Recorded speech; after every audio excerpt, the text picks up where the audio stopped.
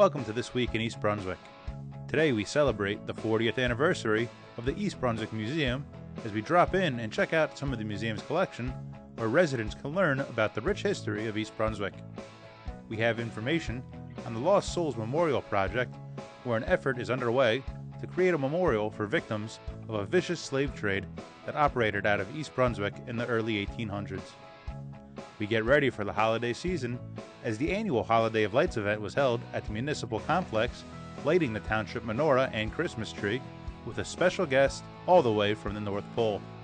Plus, we check out a special Strings of the World concert that took place at East Brunswick Public Library, where musicians playing the harp, ertu, santur, and pipa entertained a full house.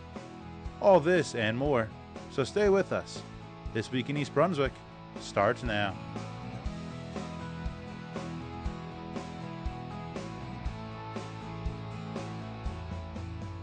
Well, I'm Assemblywoman Nancy Pinkin, and I'm here today with Brad Cohen, our mayor, to celebrate the 40th anniversary of the East Brunswick Museum. And many people in New Jersey, it's a very old state, but we don't necessarily remember and appreciate our history. So the museum is here to kind of memorialize the past history of our town. And the anniversary, the original founding of our town was 1860, but the village was here even before that.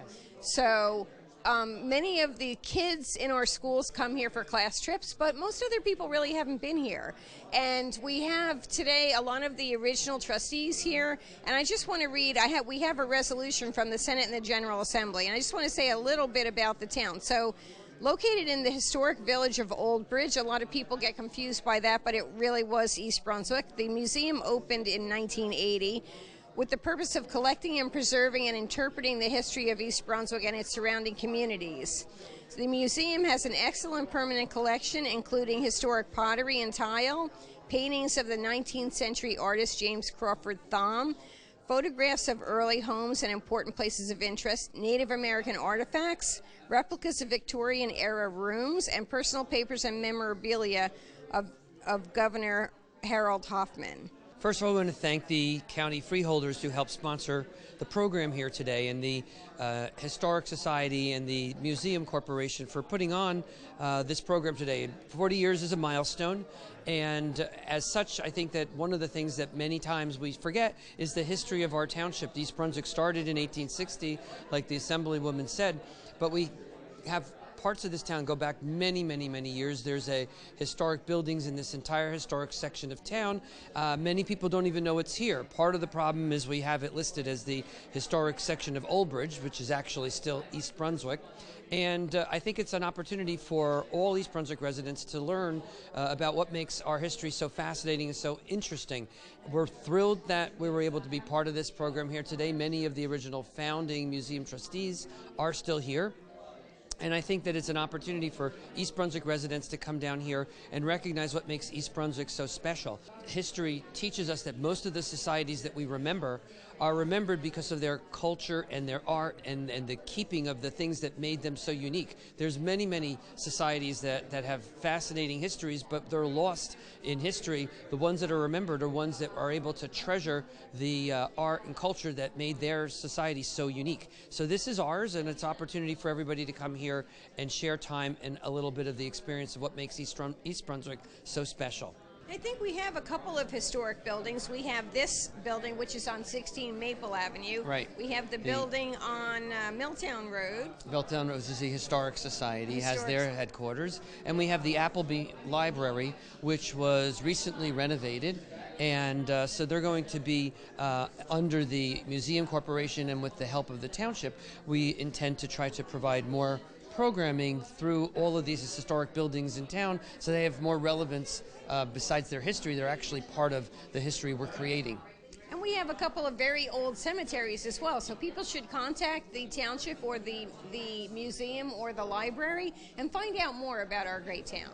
Right now, the Board of Education and the schools provide a lot of historical background, and in their curriculum includes trips to this area, trips to the Appleby farm, and they actually come up to the township and get an opportunity to meet with the mayor, meet with our police department, learn a little bit about civics, court, and at that time it's almost always an opportunity for us to teach a little bit about the town's history, because we want our next generation recognizing where they came from and the rich treasures that are part of the history of this area that contributed to not only the development of this area, but many people don't realize that a lot of the natural resources that are part of East Brunswick, whether it's the rock quarries or the brick business or the sand pits, all contributed through our rail lines and shipping lines to the building of New York at the turn of the last century. So it's important that you become immersed in your history, because I think they said once in the past, many people wrote it,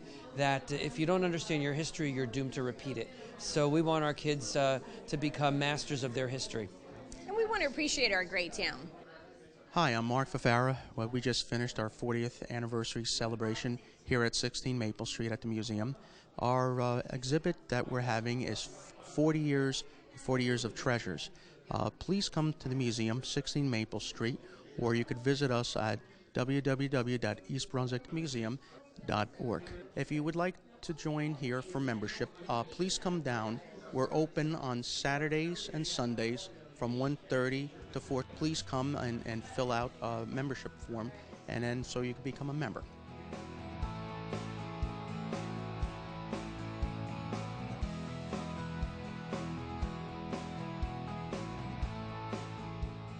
Hello, my name is Rich Walling, lifelong resident of East Brunswick, and today I'm joined by Reverend Karen Johnston, Mavonia Caldwell, and Miss Toni Hendricks to talk about the Lost Souls Public Memorial Project, about a time and an event that happened right here in our town of East Brunswick. So, Reverend Karen, why don't you give a little bit of background about the Lost Souls Public Memorial Project, and we'll just go on from there. Sure. 200 years ago this year, 1818, a horrible event happened. Actually, it was a series of events where a corrupt Middlesex County judge used and abused his power and sold away 138, probably more, African Americans, taking away their freedom, selling them to the Deep South. They were from this area, from this region, but he lived in East Brunswick. And we at the Lost Souls Public Memorial Project are trying to make sure that those folks who are members of our community are remembered back, that we build a memorial so that that history is not erased, but remembered as part of the healing of our national project. And so it's amazing that we have this opportunity right here to be able to do that. So all year we have been having events to educate the community, and we have an amazing event coming up really soon. Super. And just for folks to know, behind me and between Toni and myself is a partial list of the people who were taken, many of whom were children and very young adults. So it's really an incredible period of our local history that folks don't know. And then we have, of course, on December 16th, a very special program, a Day of Remembrance. Mavonia, why don't you talk about that for a moment? The Day of Remembrance is going to be right here at the library on the 16th, as you say, from 2 to 4 in the afternoon. Its intent is to do just that, to remember the people who were here and to bring them back to the community where they would have lived over time. We have the opportunity to partner with wonderful groups who will be part of our celebration of life, really, here.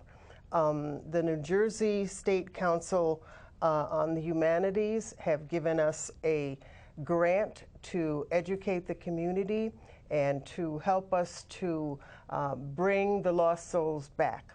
We will have an afternoon that will feature poetry and dance and literary readings, and someone really who can trace her ancestry right back to one of the people who were snatched away. So it will be an afternoon where we have the opportunity to just reflect on how inhumane the circumstances were, but how we have the opportunity to bring redress, to remember, to bring justice, to make sure that our families who would have been here are never forgotten. Absolutely, and it's interesting you mentioned the genealogist who'll be speaking, Teresa Vega from Manhattan. She is a world-renowned genealogist. She has a blog. She's been on TV spots with Ancestry.com and other groups and organizations. And she has been able to link genetically with several people in the Deep South who are related through DNA with her. And she'll be talking about that linkage. So not only remembering people across time, but also across the distance between the Northeast where we are and the Deep South, with this, the ending of these lives occurred, unfortunately. Exactly. And we don't really know how many of us would have been associated with the people who were stolen away. Our history was stolen as they were stolen. So we are glad to have Teresa with us, and the rest of us can sort of think about what might have been. Absolutely. Now, Tony, I know you're active in very many organizations, some of which are involved with this program and with the whole Lost Souls Public Memorial Project. What would you like to share with us today? Well, today I'm here representing the New Brunswick area branch of the NAACP as the Civic Engagement Chair. And we are very, very proud to partner with the Unitarian Society of East Brunswick, with the African American Genealogy Society, with the East Brunswick Human Relations Commission, and many other community members, and forgive me for not having them all right at the tip of my tongue. But we are very, very honored to participate in this wonderful program that May has put together here at the library. What a wonderful space to tell the history. The history that we'll be talking about actually predates the beginning of the NAACP by over 100 years. So we are pleased that there's a program being brought to the public that doesn't just start with the civil rights, modern day civil rights movement, but highlights the history of this state as it relates to the African American population. And Reverend Karen, just for a moment, why East Brunswick again? Can you drive that point home, why we're doing it here, specifically in East Brunswick? Absolutely. So the corrupt judge who benefited financially and with his power, who was the cause of these stolen lives, he had a home here in East Brunswick, and he was a Middlesex County judge. So this, even though this impacts the region, it's part of the history, it is something that we have an accountability to raise up and to make sure is not forgotten.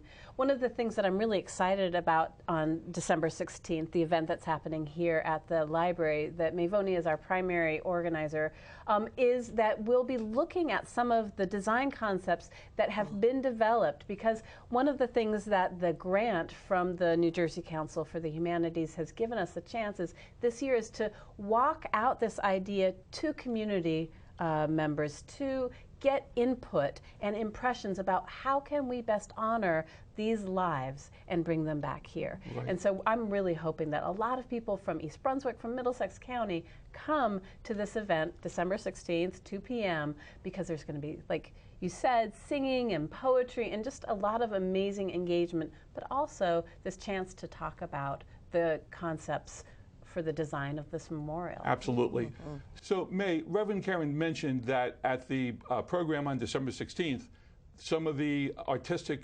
representations will be available, but they're not the only ones. Could you just talk a little bit about that? Yes. One of the things we're happy about is the opportunity to solicit responses from other artists or groups who may well have some suggestions and some participation in the way that the design, the final design, will be decided and executed. And it's important that the displays or the monuments that will come in the future will contain the names of the lost souls. Yes. So. Yes, it's an African tradition to name people to keep them alive.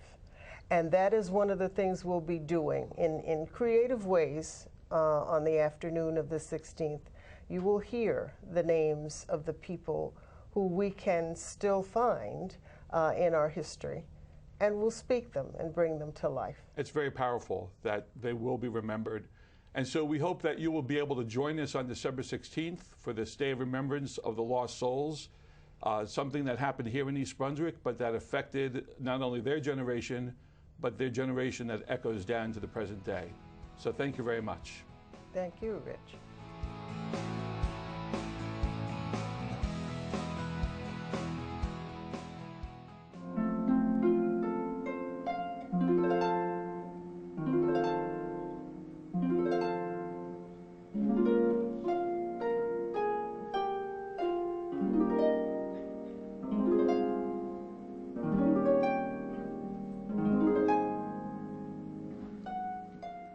This afternoon, we are hosting a Strings of the World concert featuring 4 different musicians.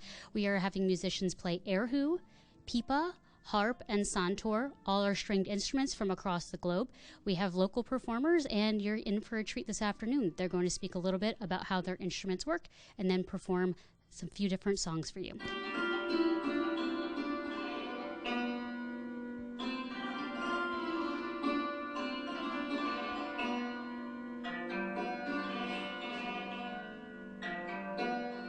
I was very fascinated by the program, the name of the program, Strings of the World. I think there are so many stringed instruments that are beautiful sounding. And I was invited by the East Brunswick Library. And when she told me about the program title, I was fascinated, and I really wanted to share my instrument. My instrument, as I had mentioned on the lecture demonstration, that it's a rare and one of the oldest instruments of India. It has 100+ strings, and if you want to learn how to play, then you need to tune the strings. You need to have a lot of peace of mind to tune all of them, get the sound. If you are ready to do the time investment in maintaining and tuning it, I think it's a beautiful instrument to learn. It's not very difficult to learn, and although it seems a little overwhelming.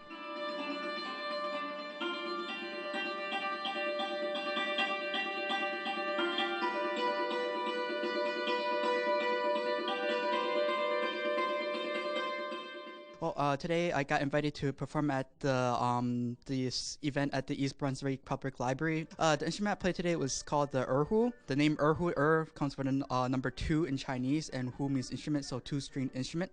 It's also known as the Chinese violin, and basically originated 1,000 years ago in China.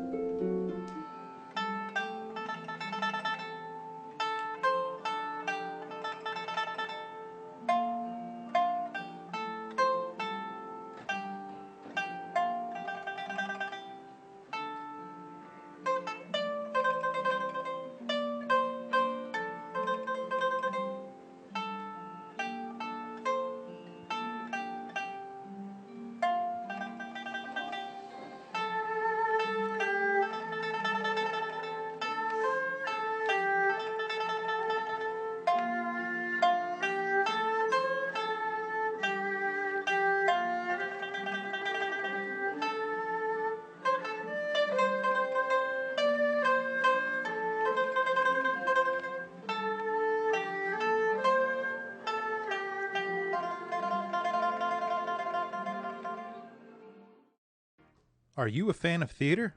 A patron of the arts? Do you find it too difficult to get to a Broadway show? If so, Playhouse 22 is perfect for you. Held in East Brunswick's Community Arts Center at 721 Cranberry Road, Playhouse 22 is the go-to spot for a night at the theater. With new productions almost every month, you'll never have to wait too long to see a show.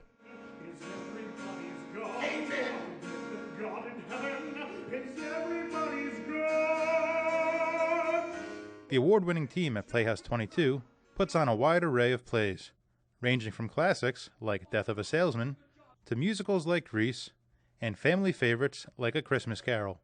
The Playhouse also offers affordable season ticket packages for theater-goers of all ages. Conveniently located right here in East Brunswick, Playhouse 22 is perfect for the casual viewer, the lifelong theater fan, and everyone in between.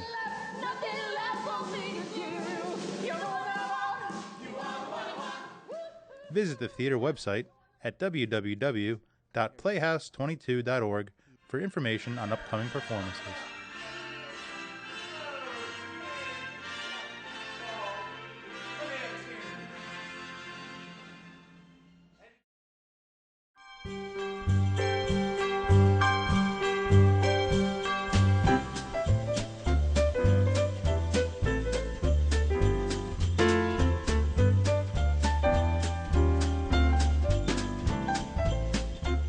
So on this holiday season, as we finish celebrating Thanksgiving, on this first night of Hanukkah, and as we light our magnificent Christmas tree, can we all make for me one promise, that each day, each one of us performs one act of kindness. If someone is struggling, don't pass by, offer a helping hand. If you are blessed with plenty, donate to those who may suffer silently without. Instead of criticism, offer praise. Instead of pointing out somebody's mistakes, celebrate their successes. If somebody is constantly mean on Facebook, unfriend them. Remember, you do not make yourself look good by making other people look bad. And let us resolve to restore a sense of civility in a world as we enter this timeless season of hope. Well, thank you, Mayor. I just want to say happy holidays to everybody. It's so great to see so many people coming out for this event and people from all different backgrounds. So it's great to have everybody here. One thing I did read in the paper this week was the Aldersgate Food Pantry, and just talking about all of the great things, and it's right nearby, so it's one way that we can each just drop something off or go in and do a little work there and help out. It's a great thing that we have that benefits everybody in our community. So best wishes and happy holidays. It's so heartwarming to see so many people here tonight coming out for our tree lighting and our menorah lighting. Truly shows the community that we have, and it's so nice to see everybody. Thank you all for coming. We ready? Yeah. Let's start. 10, 9, 8, 7, 6, 5, 4, 3, 2, 1.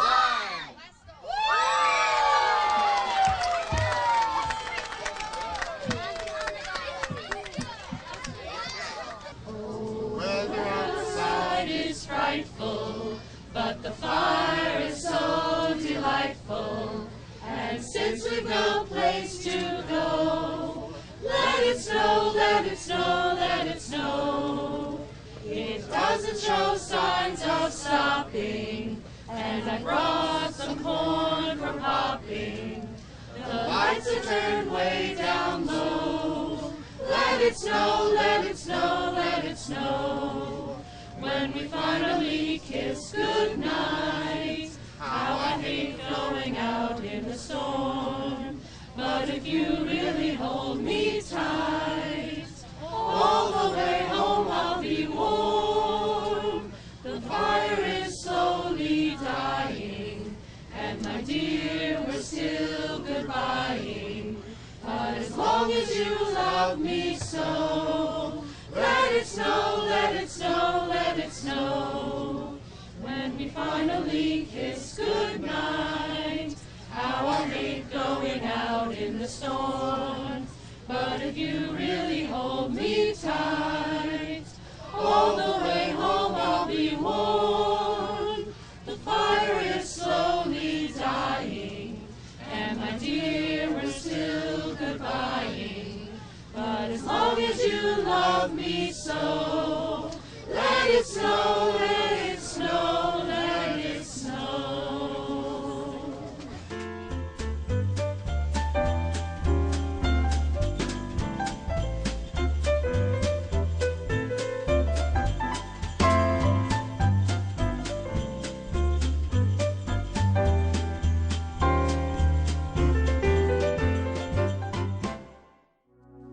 The next time you come to the Municipal Center, remember, there's more to do than just pay a bill or drop off a library book. Take a stroll around the municipal pond. Many people come to get in their steps on the walking path or just watch the fountain and geese swimming around. You might even stop at the Little Free Library and borrow a book as you take in the scenery. Do you have an old tattered flag that you want to retire? Bring it with you to the flag drop-off near the municipal building.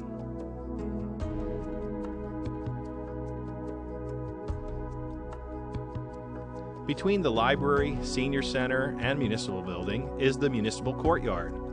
It's a great place to relax and catch a concert during the summer months.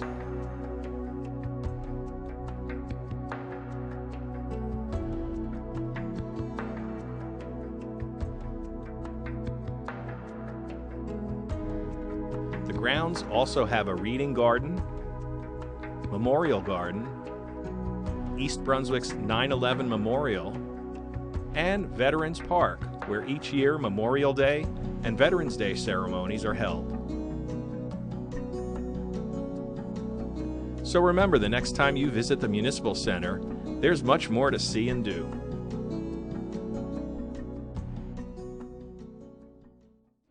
Your faith was strong, but you needed proof. You saw her bathing on the roof, her beauty in the moonlight overthrew ya.